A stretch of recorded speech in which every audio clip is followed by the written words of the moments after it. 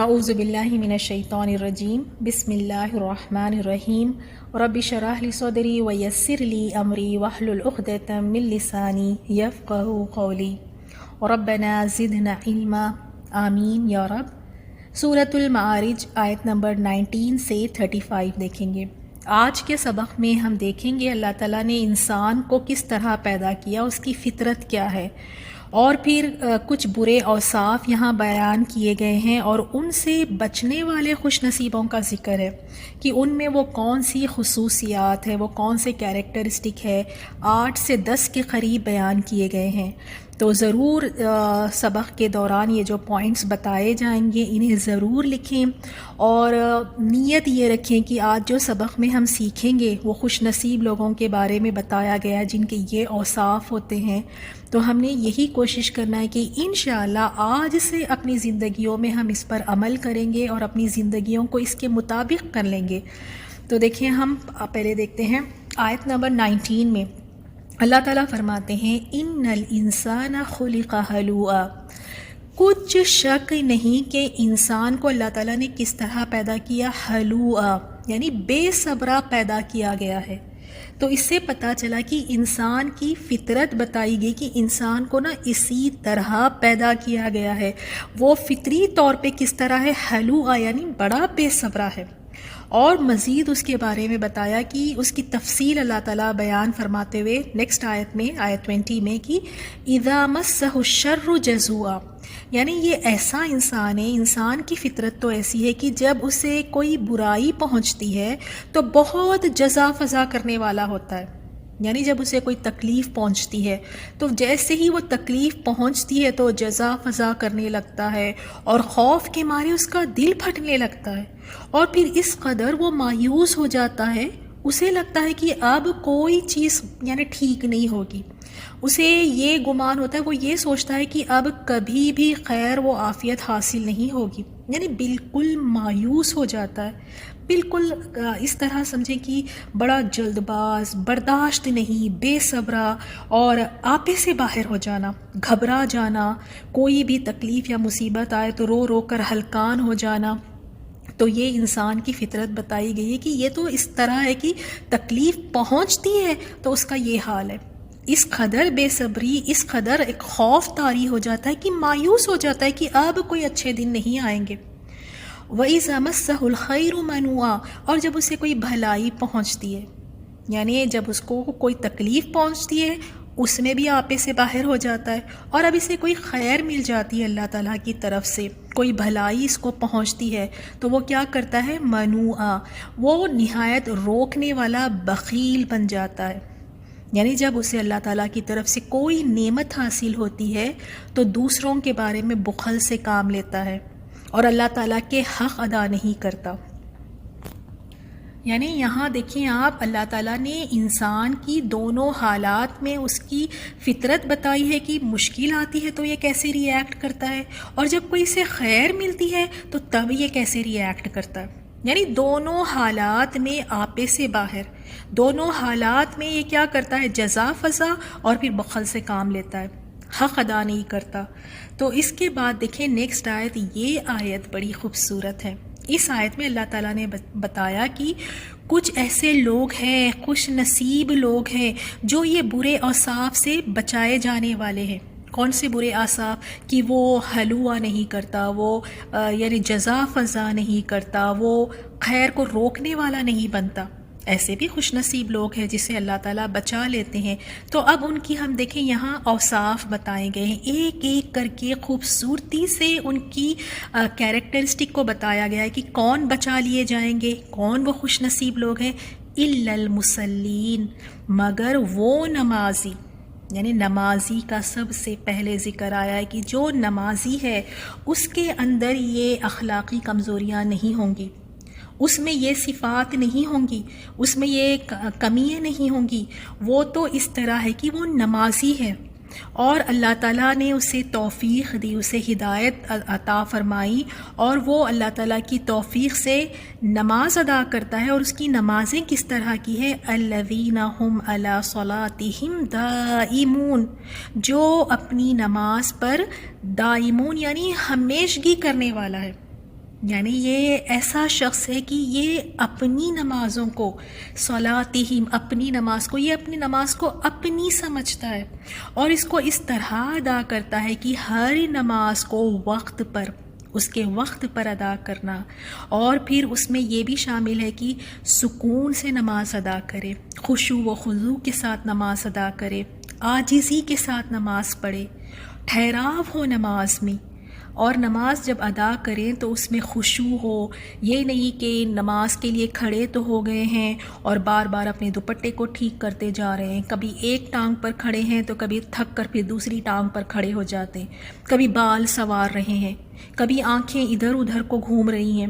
نماز کے دوران انسان اپنی آنکھیں سجدے کی جگہ پر رکھیں اور قیام کے لیے کھڑا ہو تو بڑے ٹھہراؤ کے ساتھ اپنی نماز کو پڑھے، سکون کے ساتھ، جلدی جلدی اپنی نماز کو ادا نہ کرے، رکوع اور سجود بڑے اطمینان کے ساتھ کرے، اور جو رکوع اور سجود اطمینان سے نہیں کرتے، جلدی جلدی اپنے جیسے ایک ٹھونگے مارنے والی جیسی ہوتی ہے نا، ویسے ٹھونگے مارنے والی جیسے رکوع اور سجود کرتے ہیں، یہ نماز کی چوری ہے۔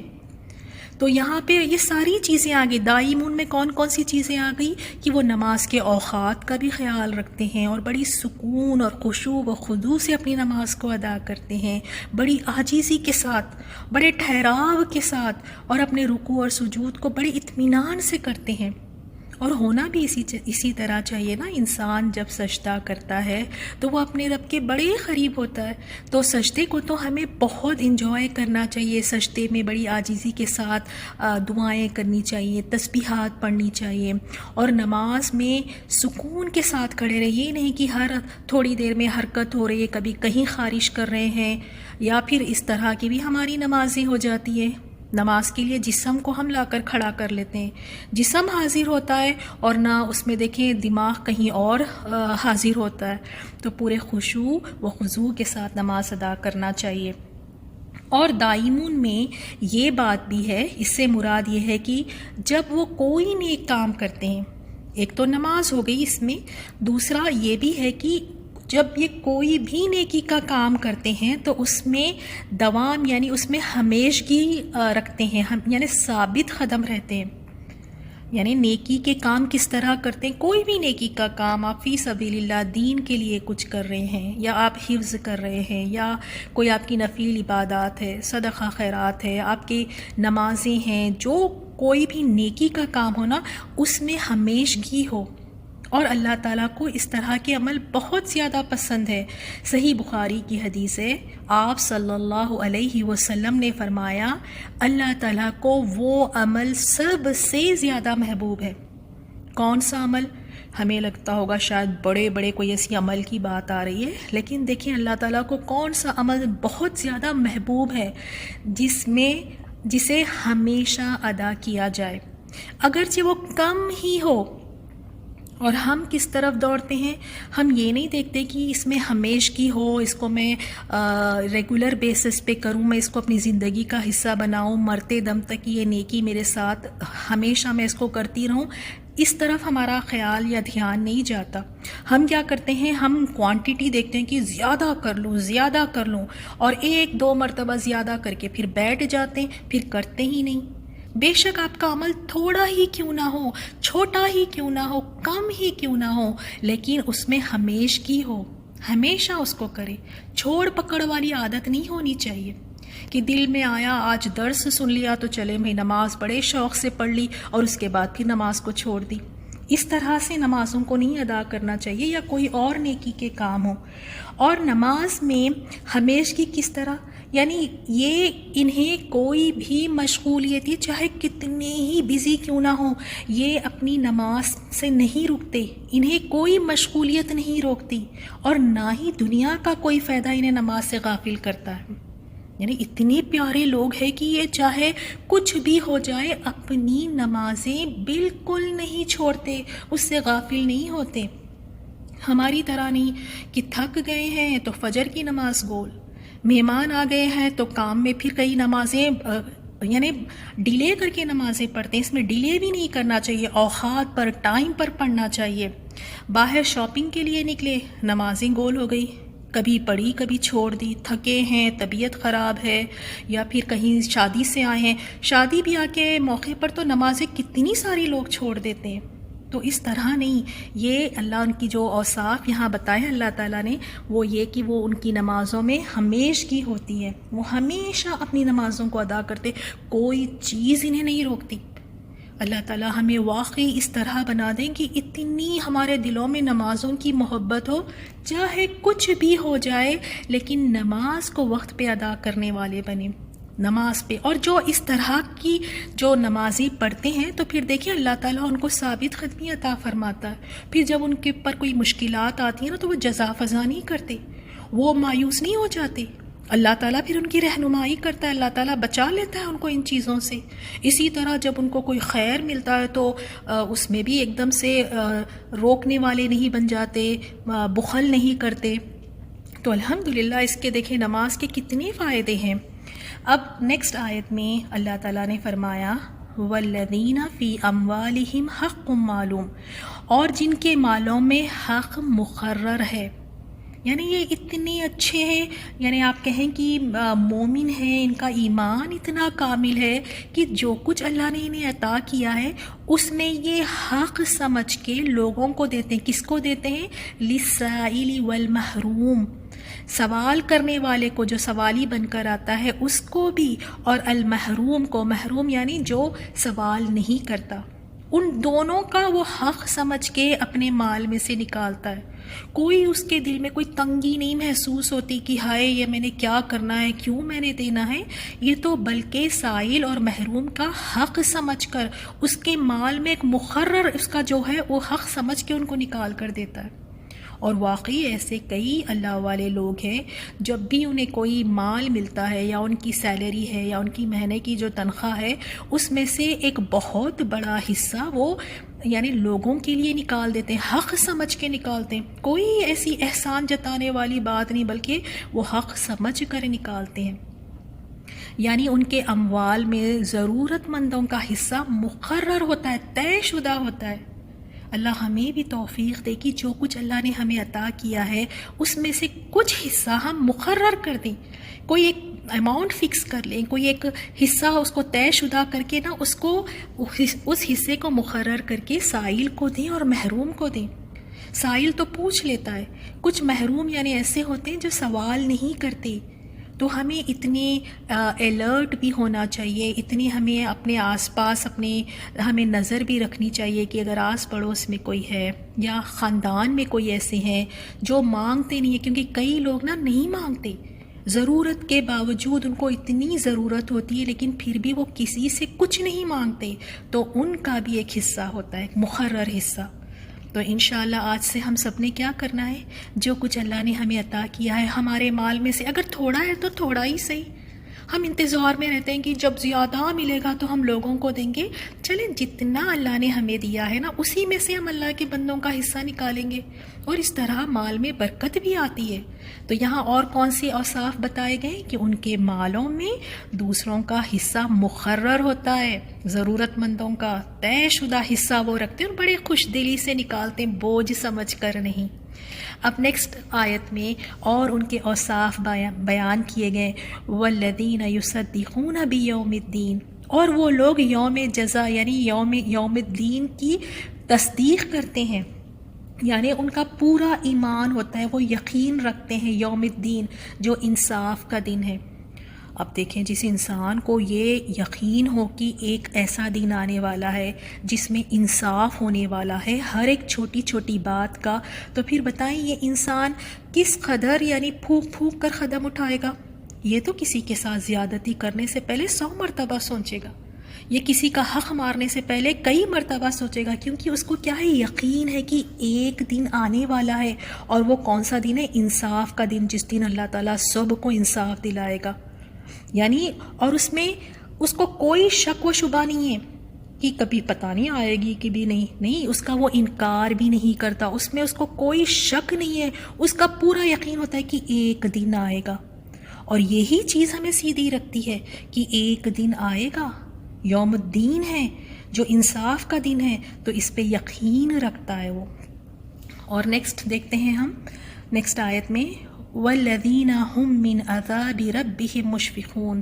اللہ اکبر، اتنی نیکییں کر کے نیک اعمال کر رہا ہے، نماز اس کی اتنی پیاری کی ہمیشہ کی اس کی نماز میں دائمون یہ نماز پڑھتا ہے، سکون والی، وقت پر عاجزی کے ساتھ ٹھہر ٹھہر کے نماز ادا کر رہا ہے، اپنے مال میں سے بھی لوگوں کا حق نکال رہا ہے، اور اس کو آخرت کے دن کا بھی یقین ہے۔ اس کے باوجود دیکھیں جو اپنے پروردگار کے عذاب سے خوف رکھنے والا ہے، یہاں پہ اس کی صفت اللہ تعالیٰ نے کیا بتائی کہ یعنی یہ اطاعت بھی کر رہا ہے، اچھے اچھے نیک کام کر رہا ہے، اس کے باوجود بھی اللہ تعالیٰ کی عظمت، وہ جلالت کے پیش و نظر، وہ اللہ تعالیٰ کی پکڑ سے وہ لرزتا ہے، وہ ڈرتا ہے اللہ تعالیٰ کی خوف کی وجہ سے، وہ اللہ تعالیٰ کے عذابوں سے خوف رکھتا ہے۔ یعنی اتنا کر کے ریلیکس نہیں بیٹھ جاتا کہ اور کیا کرنا، سب کچھ تو کر ہی رہے ہیں نا، نمازیں پڑھ رہے ہیں، لوگوں کی مدد کر رہے ہیں، سب کچھ کر رہے ہیں، تو اب کیا ڈرنے والی کوئی بات نہیں۔ یہ لوگ کیا کرتے ہیں، یہ سب کچھ کرنے کے بعد بھی اللہ کے عذاب سے خوف رکھتے ہیں، ڈرتے رہتے ہیں۔ اللہ تعالیٰ یہ ڈر ہم میں ڈال دے کہ ہم بھی اللہ تعالیٰ کے عذابوں سے ڈریں، اور صحابہ اکرام کی طرف دیکھیں وہ کس طرح ڈرا کرتے تھے، حالانکہ اللہ ان سے راضی ہو گیا لیکن پھر بھی وہ ڈرا کرتے تھے، اور یہ ڈر آج کل ہم میں ہے ہی نہیں، اور اگر بالفرض کوئی آ کے ڈرا بھی دے تو ہم ڈرنا بھی نہیں چاہتے۔ اور ایسے درس ہیں یا ایسی محفلیں ہیں جہاں موت کے بارے میں، اللہ کے عذاب کے بارے میں بات ہوتی ہے تو بھاگتے ہیں وہاں سے، سننا بھی پسند نہیں کرتے ہم۔ لیکن جو اچھے اوصاف یہاں بتائے گئے ہیں، وہ خوش نصیب لوگ یہ کیا کرتے ہیں، یہ اپنے پروردگار کے عذاب سے خوف رکھنے والے، یہ ڈرتے رہتے ہیں۔ تو اپنے آپ کو نہ ڈرایا کرے اللہ تعالیٰ کے عذاب سے۔ اور ان عذاب ربہم غیر مأمون، بے شک ان کے پروردگار کا عذاب ایسا ہے کہ اس سے بے خوف نہ ہوا جائے۔ اور واقعی اللہ تعالیٰ کا عذاب ایسا ہے کہ انسان کو اس سے بے خوف نہیں ہونا چاہیے، ہمیشہ اس کے دل و دماغ پہ یہ چیز یعنی رہے گی، ایک دن آئے گا اگر میں کچھ بھی آگے پیچھے کر دوں گا یا نافرمانی کر دوں گا تو میں اللہ کے عذاب سے نہیں بچ سکتا، یہ خوف اس میں ہونا چاہیے۔ اور ساتھ میں یہ بھی یقین رکھتا ہے کہ جب تک اللہ تعالیٰ کی رحمت اپنے دامن میں نہیں ڈھانک لے گی، ہمارے یہ اعمال نجات کے لیے کافی نہیں ہوں گے۔ اس کو کبھی اپنے اعمال پہ بھروسہ نہیں ہوگا کہ میں نے اتنا کچھ کر لیا ہے تو میری تو نجات پکی ہے، اب تو جنت گارنٹی مجھے ہی ملنی ہے۔ نہیں، اس کو کیا یقین اور امید ہوتی ہے کہ میرا جب تک اللہ مجھ پر رحم نہ کرے تو یہ میرے اعمال بھی میرے کچھ کام نہیں آئیں گے۔ تو اللہ کے عذابوں سے تو واقعی ڈرنا چاہیے۔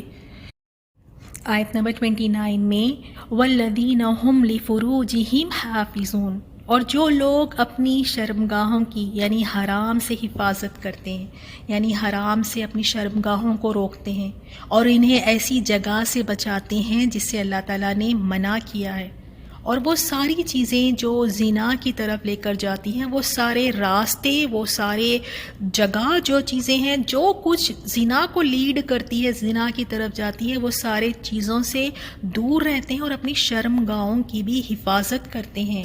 نیکسٹ آیت میں ہاں ان کی بیوییں اور لونڈیوں کے بارے میں جن کے وہ مالک ہیں انہیں کوئی ملامت نہیں، یعنی اب تو لونڈی نہیں ہے، یعنی اگر اپنی بیویوں کے پاس جا کر وہ اپنی خواہش کو پوری کرتے ہیں تو ان پر پھر کوئی ملامت نہیں۔ نیکسٹ آیت میں آیت 31 میں اب جو کوئی اس کے علاوہ راہ ڈھونڈے گا ایسے لوگ حد سے گزر جانے والے ہوں گے، یعنی بیویوں کو چھوڑ کر کوئی اور راستہ تلاش کریں گے تو پھر ایسے لوگ کون ہیں، جو حد سے گزر جانے والے ہوں گے۔ اور دیکھیں اللہ تعالیٰ کا کتنا بڑا فضل و کرم ہے کہ اگر میاں بیوی ایک دوسرے کے ساتھ اپنی خواہش کو پوری کرتے ہیں، اس پر بھی ثواب اور اجر رکھا گیا ہے۔ آپ امیجن کریں کہ انسان اس میں خود اپنی خواہش کو پوری کر رہا ہے، لیکن اللہ کی رحمت دیکھیں کہ اس پر بھی اللہ تعالیٰ اجر و ثواب عطا فرما رہا ہے۔ کیوں؟ کیونکہ یہ حلال طریقے سے خواہش کو پوری کی گئی ہے۔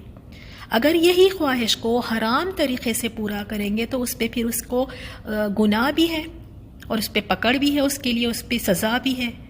تو یہ اللہ تعالیٰ نے اس میں یہاں پہ بتا دیا کہ یہ اپنی شرمگاہوں کی بھی حفاظت کرنے والے ہیں. والذین هم لاماناتہم وعہدہم راعون، آیت 32. اور وہ لوگ جو اپنی امانتوں یعنی ان کو جو بھی امانت دی جاتی ہے اور اپنے قول و اقرار کا پاس رکھنے والے ہیں. یعنی کوئی اگر ان کے پاس لا کر کوئی امانت رکھاتا ہے تو اس امانت میں یہ خیانت نہیں کرتے. اور امانت دیکھیں، ایک تو امانتیں اللہ تعالیٰ کی طرف سے بھی ہے، انسانوں کی طرف سے بھی ہمارے پاس کوئی امانتیں ہوتی ہیں، تو ان سب امانتوں میں اس کا پاس رکھتے ہیں، کوئی اس میں خیانت نہیں کرتے. جب وعدہ کریں تو اس وعدے کی کوئی خلاف ورزی نہیں کرتے. اور یہ مومنوں کی صفات ہے. مومن ایسا ہی ہوتا ہے کہ امانتوں میں خیانت نہیں کرتا ہے، اور جب بھی وہ وعدہ کرے تو اپنے وعدے کو پورا کرتا ہے. اور اس کے برعکس کون کرتا ہے؟ منافق کی کیا صفات ہوتی ہے کہ وہ جب بھی اس کے پاس امانت رکھی جائے اس میں خیانت کرتا ہے، اور جب بھی وعدہ کرے گا تو اس وعدے کو توڑے گا. لیکن ایک مومن کی صفات کیا ہوتی ہے کہ وہ تو امانات جو اس کے پاس ہے اس کی پاسداری کرتا ہے، اس کی حفاظت کرتا ہے. اب دیکھیں کون کون سی چیزیں امانت میں آ جائیں گی. امانت میں وہ ساری چیزیں آ جاتی ہیں. جوانی، جو اللہ تعالیٰ نے ہمیں یہ جوانی عطا فرمائی ہے، زندگی بھی ایک امانت ہے. اللہ تعالیٰ نے دی ہے یہ زندگی، اور اس کا مالک اللہ تعالیٰ ہے. تو ان امانات کو بھی جو اللہ تعالیٰ نے دی ہے، جوانی ہے، علم ہے، اولاد ہے، وقت بھی ایک امانت ہے. جو آج ہم کس قدر اس کو ہم مس یوز کر رہے ہیں، اس کو ویسٹ ہم ضائع کر رہے ہیں، یہ بھی ایک امانت ہے. اور اسی طرح صلاحیتیں ہیں. اللہ نے کئی صلاحیتیں مجھے اور آپ کو دی ہے. ہم کیا کر رہے ہیں ان صلاحیتوں کو لے کر؟ اللہ تعالیٰ نے قوت دی، زندگی دی، کتنی ساری چیزیں اللہ تعالیٰ نے عطا فرمائی ہیں. تو ایک مومن کیا کرتا ہے؟ انہیں صحیح جگہ استعمال کرتا ہے، ان کی بھی حفاظت کرتا ہے، اور اپنے عہدوں کو بھی پورا کرتا ہے. اور کچھ وعدے ہم نے اللہ تعالیٰ سے کیے ہوئے ہیں، کچھ وعدے ہم اللہ تعالیٰ کے بندوں سے کرتے ہیں. کئی کانٹریکٹ ہے، کہیں اس طرح کی بہت ساری چیزیں ہیں. تو ان سب چیزوں میں کوشش ہم نے یہی کرنا ہے کہ ہم ان وعدوں کی خلاف ورزی نہیں کریں. آیت 33 میں وَالَّذِينَ هُمْ بِشَهَادَاتِهِمْ قَائِمُونَ، اور وہ لوگ جو اپنی شہادتوں پر یعنی اپنی گواہیوں پر قائم رہتے ہیں، یعنی اپنی گواہیوں کی، اپنی شہادتوں کی بھی حفاظت کرتے ہیں. ان میں کوئی تبدیلی نہیں کرتے. اگر انہیں گواہی کے لیے بلایا جائے تو اس گواہی کو چھپاتے نہیں ہیں، اس کو بدل نہیں دیتے. اب آپ دیکھیں کئی ایسے خاندان میں ہی ایسے کوئی مسئلے مسائل اٹھ جاتے ہیں جہاں پر گواہی کے لیے بلایا جاتا ہے تو صحیح طریقے سے گواہی نہیں دیتے. اور یہاں تک ہمیں اسلام میں اس بات کی ہمیں تاکید کی گئی ہے کہ جب گواہی دینی ہو تو صحیح گواہی دے، صحیح ادا کرے، چاہے وہ گواہی خود اپنے نفس کے خلاف ہی کیوں نہ ہو، چاہے وہ گواہی سے آپ اپنے اگینسٹ رشتہ داروں کے خلاف وہ گواہی جا رہی ہے، پھر بھی جو گواہی ہے وہ سچی اور صحیح گواہی دینا ہے. اس میں کچھ نہیں چھپانا چاہیے، کوئی تبدیلی نہیں کرنی چاہیے. اور ہم کتنی گواہیوں کو پہلے تو ہم گواہی دینے کے لیے اگر بلایا بھی جائے تو جاتے نہیں ہیں، اور اگر چلے بھی گئے تو دیکھیں کس قدر گواہیوں میں جھوٹ کا سے کام لیتے ہیں. تو ایک جو مومن ہے وہ اپنی گواہیوں کو کس طرح کی وہ قائم رکھتا ہے، اس کی بھی حفاظت کرتا ہے، اس میں سے کچھ نہیں چھپاتا، چاہے اس میں اس کا خود کا نقصان ہی کیوں نہ ہو جائے، چاہے وہ اس کے رشتہ داروں کے خلاف ہی کیوں نہ ہو، لیکن وہ اپنی رب کے لیے اپنی گواہیوں کی بھی حفاظت کرتا ہے، ان کو بھی قائم رکھتا ہے. اب جس طرح نماز سے یہ بات شروع ہوئی تھی، نماز پر ہی آ کر یہاں پہ ختم ہوئی ہے. وَالَّذِينَ هُمْ عَلَىٰ صَلَاتِهِمْ يُحَافِظُونَ، اور وہ لوگ جو اپنی نمازوں کی حفاظت کرتے ہیں، یعنی نماز کو وقت پر ادا کرتے ہیں، اس کے ارکان ہیں، واجبات ہیں، اس کا خیال رکھتے ہیں، نمازوں کو بڑے خشوع و خضوع کے ساتھ ادا کرتے ہیں. دیکھیں یہ اس بات کی دلیل ہے، 2 مرتبہ اس بات کا ذکر آیا ہے، یہ اس بات کی دلیل ہے کہ نماز کس قدر اہم اور اسے کس قدر شرف حاصل ہے. اب ان اوصاف کو بیان کرنے کے بعد ان کا اجر اللہ تعالیٰ نے فرمایا ہے کہ ان کے لیے کیا اجر ہے. اولئک فی جنات مکرمون، یہی لوگ باغ میں ہوں گے، عزت و اکرام سے ہوں گے. یعنی جب انہیں جنتوں میں جائیں گے تو یعنی یہ لوگ جنتوں میں عزت والے ہوں گے. عزت بھی انسان کے لیے دیکھیں، اگر کئی ہر چیزیں انسان کے پاس ہو، اگر اس کو عزت ہی نہ دی جائے تو وہ چیزیں بھی نہیں اچھی لگتی ہے. تو اللہ تعالیٰ وہاں پہ ان کو کیا اکرام کریں گے، کس طرح آنر کریں گے کہ ان کی وہاں پہ زندگیاں اس طرح ہوں گی کہ وہ جنتوں میں عزت والے ہوں گے. سورہ زمر میں اللہ تعالیٰ نے فرمایا متقی لوگوں کو گروہ در گروہ جنت کی طرف لے جایا جائے گا، یہاں تک کہ جب وہ وہاں پہنچیں گے تو اس کے دروازے پہلے سے ہی کھولے جا چکے ہوں گے، اور جنت کے فرشتے ان سے کہیں گے سلام ہو تم پر، اچھے رہے داخل ہو جاؤ اس میں ہمیشہ کے لیے. اور اسی طرح سورہ رعد میں بھی اللہ تعالیٰ نے فرمایا اور فرشتے ہر طرف سے جنتیوں کے استقبال کے لیے حاضر ہوں گے اور ان سے کہیں گے سلام ہو تم پر، دنیا میں تم نے جس طرح صبر سے کام لیا اس کی بدولت آج تم اس جزا کے مستحق ٹھہرے ہو، بس کیا خوب ہے یہ آخرت کا گھر. اور پھر وہاں اللہ تعالیٰ کا دیدار ہوگا، ان کے خود کے محلات ہے، تو وہاں تو اتنی عزت والی زندگی ہے.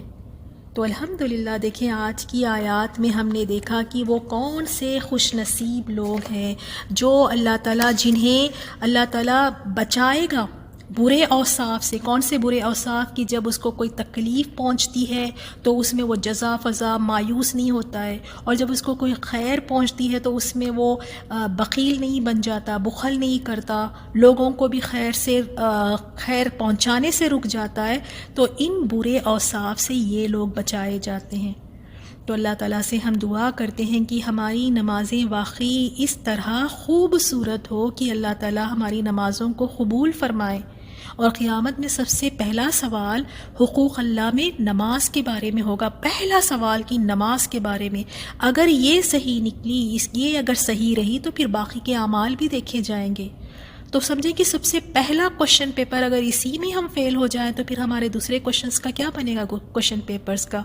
تو اپنی نمازوں کو بہت ہی پیاری اور خوبصورت بنائیں اور اپنی نمازوں میں ہمیشگی لے کر آئیں، چاہے کچھ بھی ہو جائے اپنی نمازوں کو نہیں چھوڑیں. اور آپ یہ ایک خود اپنے آپ ہی یہ کر کے دیکھیں تجربہ. ظہر کی نماز ہے یا عشاء کی نماز، 4 رکعت نماز، آپ ایسا کریں کہ اپنا ٹائم سیٹ کر کے اپنی نماز بڑی پیاری سی نماز پڑھیں، بہت پیاری سی، یعنی پیارا سا رکوع سجدہ، ساری تسبیحات جو آپ کو بڑے سورے یاد ہے اس کو آرام آرام سے پڑھیں اور ٹائم دیکھیں. بامشکل سے 8 یا 10 منٹ سے زیادہ نہیں ہوں گے. بس میں یہی دکھانا چاہ رہی ہوں کہ یہ 8 یا 10 منٹ نکالنا شیطان کس قدر ہم پر مشکل کر دیتا ہے کہ نماز نہ ہو بھی پتہ نہیں کیا بڑا کام گھنٹوں جس میں لگ جاتے ہیں. ہمیں ایسے محسوس ہوتا ہے کہ پتہ نہیں اس میں کتنا وقت نکل جائے گا. اس سے کہیں زیادہ کام، اس سے محنت کا کام اور جو اس سے زیادہ وقت لے لیتا ہے وہ کام ہم بڑے آسانی سے کر لیتے ہیں. اور 10 منٹ کی نماز ہمارے لیے دیکھیں کتنی مشکل لگتی ہے. تو کر کے دیکھیں، اپنی نماز پڑھ کر دیکھیں، پھر اپنے نفس سے خود سوال کریں، اپنے آپ سے خود پوچھیں کہ اس سے کہیں زیادہ وقت والے کام میں بڑی آسانی سے کر لیتی ہوں. صفائی ہے، برتن دھونے ہیں، پکانا ہے، دوسروں سے باتیں کرنی ہیں، اس میں اس سے کہیں زیادہ وقت لگتا ہے اور میں کیسی آسانی سے کر لیتی ہوں. اور نماز جو 8 یا 10 منٹ کا وقت لیتی ہے مجھے کیوں نہیں یہ مجھے اتنی مشکل کیوں لگتی ہے. نمازوں سے محبت کرنا سیکھیں. اور آج کی آیات میں ہم نے یہ بھی سیکھا ہے کہ اپنے مال میں سے ہم نے پوچھنے والے، جو سوال کرنے والے ہیں اور جو محروم ہیں، ان کا ایک حصہ ہم نے مقرر کر دینا ہے.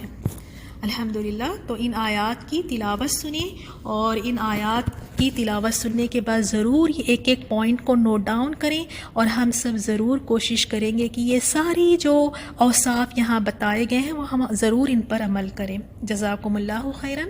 السلام علیکم ورحمۃ اللہ وبرکاتہ. إن الإنسان خلق هلوعا إذا مسه الشر جزوعا وإذا مسه الخير منوعا إلا المصلين الذين هم على صلاتهم دائمون والذين في أموالهم حق معلوم للسائل والمحروم والذين يصدقون بيوم الدين والذين هم من عذاب ربهم مشفقون إن عذاب ربهم غير مأمون والذين هم لفروجهم حافظون إلا على أزواجهم أو ما ملكت أيمانهم فإنهم غير ملومين فمن ابتغى وراء ذلك فأولئك هم العادون والذين هم لأماناتهم وعهدهم راعون والذين هم بشهاداتهم قائمون والذين هم على صلاتهم يحافظون أولئك في جنات مكرمون